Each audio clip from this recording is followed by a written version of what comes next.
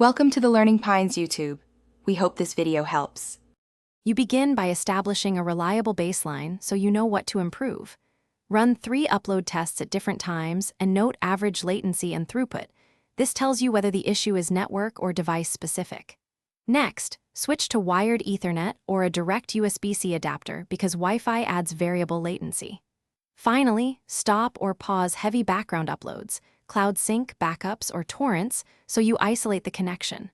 Once done, you have measurements and a clean path for focused optimization. You now optimize the network path to shave milliseconds off uploads.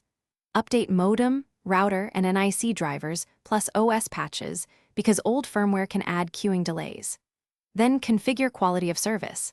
Assign upload priority to your device or the specific application, and consider capping burst rates to 80 to 90% to avoid buffer bloat. Also reduce hops by selecting the nearest CDN or server region, and, if possible, add static routes to bypass inefficient paths.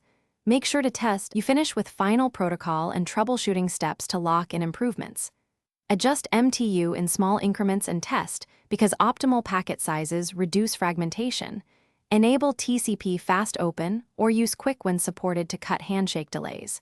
Prefer UDP-based transports for smaller round trips if your application allows it. If issues persist, capture packet traces, replace cables, reboot modem and router, and test the upload from a different network or device to isolate local versus provider problems. Keep iterating until latency meets your target. Thanks for watching. Consider subscribing if we helped you.